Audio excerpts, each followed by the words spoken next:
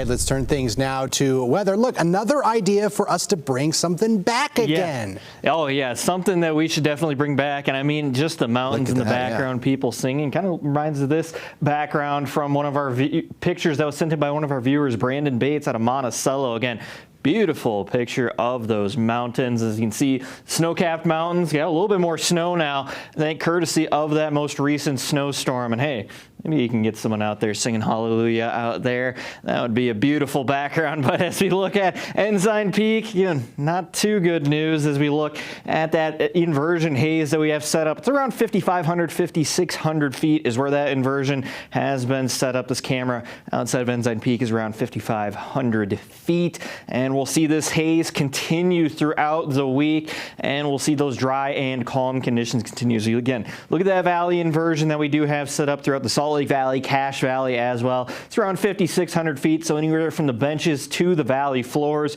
you are trapped in that haze, and you will continue to be for this week as that air quality will continue to worsen as well. If you're looking to escape the haze, you might want to go to those higher elevations like Park City or up into the mountains and those ski resorts. And now, as we look at your upper level futurecast, looking ahead for this week, that haze will stick around courtesy of this ridge of high pressure that'll just stubbornly remain over most of the western United States, and it'll keep our conditions calm. Any storm systems are going to stay well to our north into Canada. And then looking ahead into the end of the week, there is a slight chance that we could get a backdoor cold front that could bring in some breezy conditions, allowing those valleys to be able to ventilate and clear out some of that haze. Right now, models are split about 50-50 on that happening, so only time will tell. But as of right now, looking at that haze sticking around going into the weekend and those conditions remaining on the calmer side. Now, looking at that air quality for tomorrow, we'll be in the moderate category for almost all of the Wasatch Front.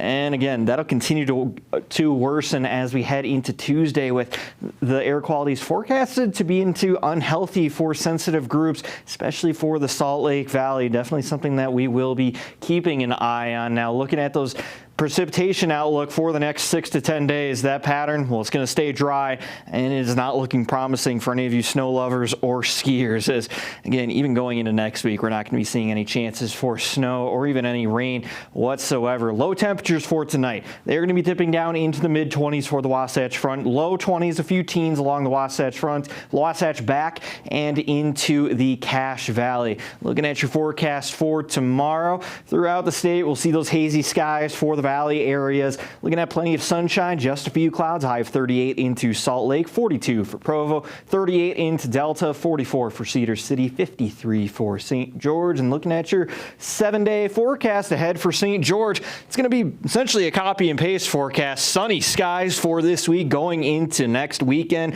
High temperatures do gradually warm up into the low 60s, and we'll be seeing a high of 62 on Thursday. And then as we look at the Wasatch Front, we'll be seeing a few clouds, but plenty of sunshine, and that inversion haze holding strong, keeping those temperatures into the upper 30s, high of 40 by Thursday.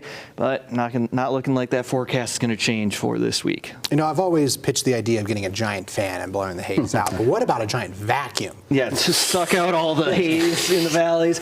I don't know how the energy bills would be looking. A little expensive. Just ask the guy from Dyson who figures it out in his garage on a weekend.